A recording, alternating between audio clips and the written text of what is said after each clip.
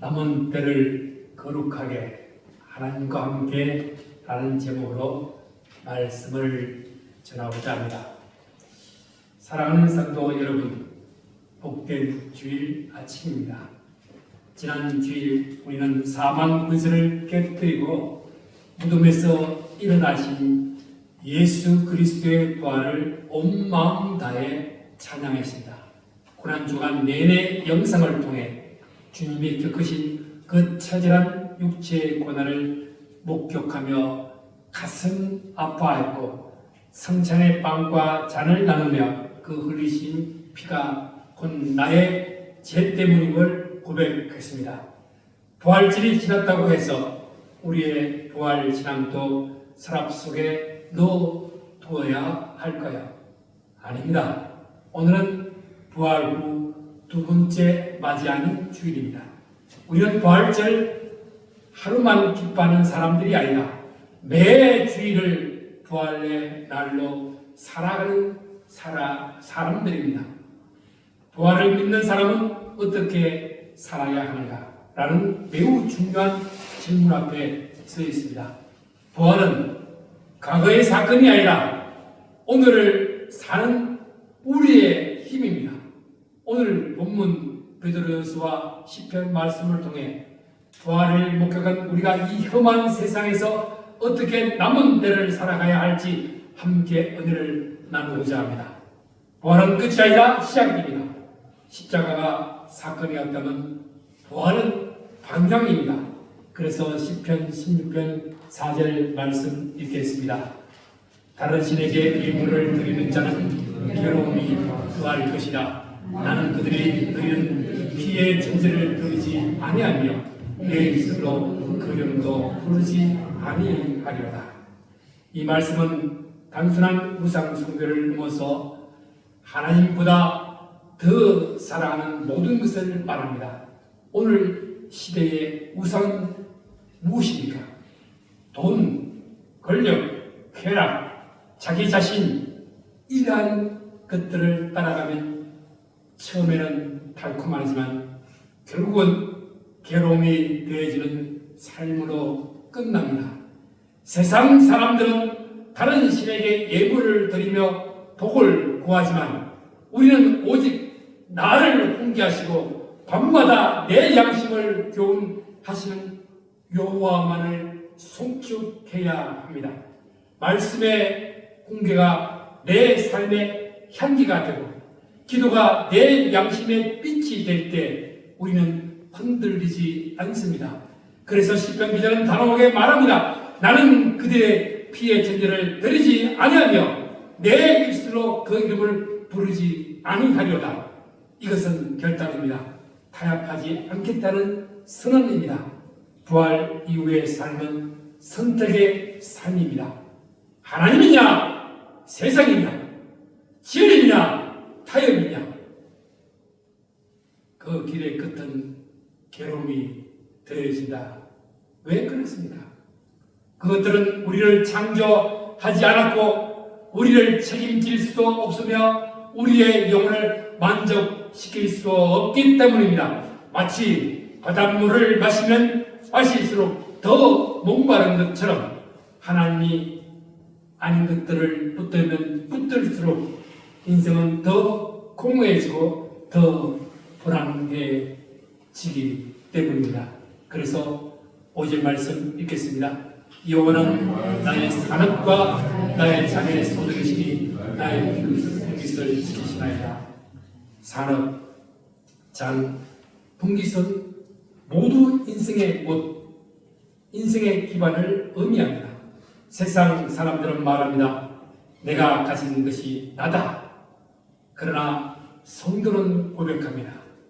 하나님이 나의 전부다. 이 고백이 있을 때 어떤 일이 일어납니까? 내 인생의 진짜 것, 내 인생의 진짜 유산, 내 삶의 진짜 기쁨은 하나님이라는 고백입니다. 우리는 지금 무엇을 붙들고 살아가고 있습니까? 6절 말씀 읽겠습니다. 내게 둘러 지어준 구역은 아름다운 것에 있으며 나의 기업이 실로 아름답도다. 이스라엘 백성들이 가나안 땅에 들어갈 때에 각 지파는 제비를 뽑아 땅을 분배받았습니다. 그런데 다윗은 지금 눈에 보이는 땅을 말하는 것이 아닙니다. 그는 하나님을 자신의 기업으로 고백하고 있습니다. 이 고백이 중요한 이유는 무엇인가? 상황이 어려워도 무너지지 않기 때문입니다. 환경이 바뀌어도 흔들리지 않기 때문입니다. 세상 사람들은 환경이 좋으면 기뻐하고 환경이 나쁘면 무너집니다. 그러나 하나님을 분깃으로 삼는 사람은 다릅니다. 사람들은 흔히 돈과 명예, 넓은 땅이 자신의 산업이라고 생각합니다. 그러나 부활을 경험한 성도의 진짜 재산은 바로 하나님의 자신입니다. 하나님이 나의 소득이 되실 때 그분이 허락하신 나의 가정, 나의 일터, 나의 교회는 세상 어디보다 아름다운 구역이 됩니다. 그래서 7절 말씀 읽겠습니다. 나를 훈계하신 여호와를 순종할지라 밤마다 내 양심이 나를 구원하리라. 하나님은 우리를 어떻게 인도하십니까? 말씀과 영심을 통해서입니다. 낮에는 말씀으로 깨닫게 하시고 밤에는 양심을 통해 돌아보게 하십니다. 혹시 여러분 가운데 이런 경험이 있으십니까? 밤에 누웠는데 아마 마음이 불편해요. 내가 오늘 그 말은 왜 했지? 그 행동은 하나님이 기뻐하시는 것이 아니었는데 그것이 바로 하나님이 주신 은혜입니다. 양심이 살아있다는 것은 성령께서 역사하고 계신 증거입니다. 그래서 8절 말씀 읽겠습니다. 내가 여호와를 항상 내 앞에 모시며 그가 나의 오른쪽에 계심으로 내가 흔들리지 아니하리라. 중요한 단어는 항상입니다. 주일만이 아닙니다. 기도할 때만이 아닙니다. 삶 전체에서 하나님을 의식하는 것입니다. 이것을 신학적으로 호람데오라는 합니다. 하나님 앞에서 살아가는 삶입니다. 하나님 앞에서의 삶입니다. 하나님이 항상 내 앞에 계시고 내 능력의 상징인 오른쪽에 계신다는 믿음이 있다면 세상이 아무리 흉흉해도 우리는 요동치 않습니다. 오른쪽은 힘의 보호의 자리입니다. 하나님이 그 자리에서 계시기 때문에 우리는 흔들리지 않습니다. 우리의 문제는 상황이 아니라 하나님을 놓치는 데 있습니다. 하나님을 의식하면 두려움이 사라지고 하나님을 잊으면 작은 문제도 무너집니다. 그래서 9절 말씀 읽겠습니다. 이러므로 나의 마음이 기쁘고 나의 영도 즐거워하며 내 영도 안전히 살리니. 마음과 영과 육체가 모두 안전한 상태, 이것이 부활을 사는 성도의 누리는 세상의 복입니다. 여러분, 환경이 아름다운 것이 아닙니다. 하나님이 함께 하시면 그것이 아름다운 것이 됩니다. 광야도 아름다운 것이 되고 고난도 은혜의 자리가 됩니다. 고난 가운데도 찬양할 수 있고 광야에서도 감사할 수 있습니다. 왜냐하면 그의 기쁨은 환경이 아니라 하나님에서 나오기 때문입니다. 10절 말씀 읽겠습니다. 이는 주께서 내 영혼을 서울에 보내지 않으시고 죄의 거룩한 자를 멸망시키지 않으실 것입니다. 본문은 주께서 내 영혼을 서울에 버리지 않으신다고 했습니다. 서울은 구약에서 죽은 자들이 가는 어두운 곳을 말합니다. 사망은 하나님과의 영원한 단절입니다. 부활하신 주님은 우리를 이 죽음의 구덩이에서 끄집어내어 생명의 길로 인도하셨습니다. 그 길 끝에는 무엇이 있습니까? 충만한 기쁨과 영원한 즐거움이 있습니다. 이것이 우리가 받는 부활의 유산입니다. 나는 거기에 버려지지 않는다는 고백은 단순한 희망이 아닙니다. 부활에 대한 믿음입니다.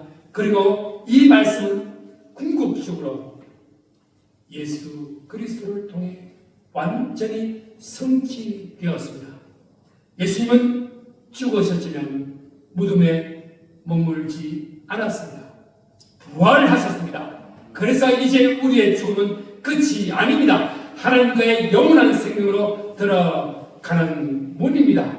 그래서 베드로전서 4장 1절 말씀 읽겠습니다.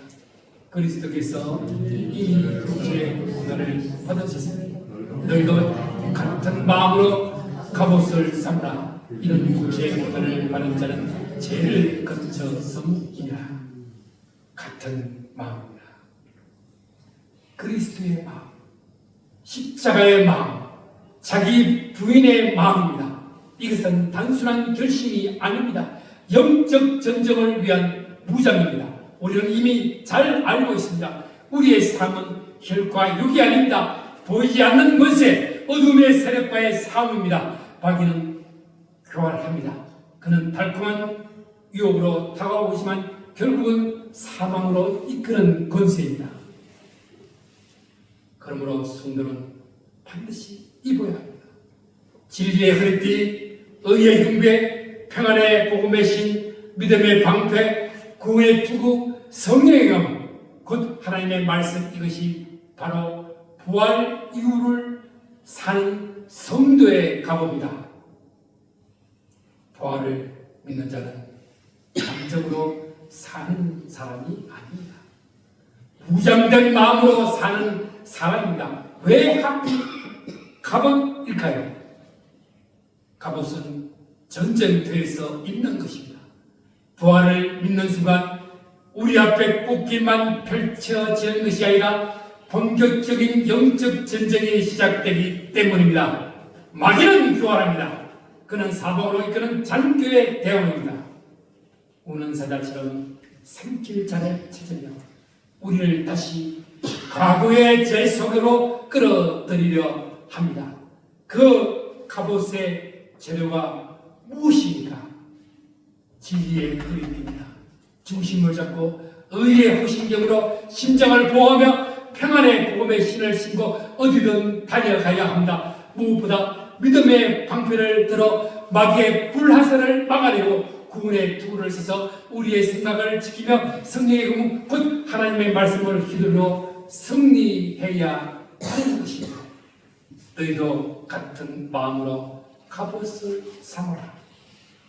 부활을 믿는 삶은 평안한 삶이 아니라 준비된 삶입니다. 왜냐하면 여전히 죄의 유혹이 있기 때문입니다. 그러나 중요한 선언이 이어집니다. 우리가 완전히 죄를 짓지 않는다는 뜻이 아닙니다. 죄의 지배에서 벗어 나타난 뜻입니다. 전에는 제가 주인이었지만 이제는 하나님이 주인이십니다. 그래서 2절 말씀 읽겠습니다. 그분은 다시 사람의 정을 하지 않고 하나님의 뜻을 따라 죄의 남은 자를 살게 하려 합니다. 부활의 은혜를 입은 우리가 해결해야 할 숙제가 있습니다. 바로 육체의 남은 배입니다. 성경은 선언합니다. 육체의 고난을 받은 자는 죄를 그쳤습니다.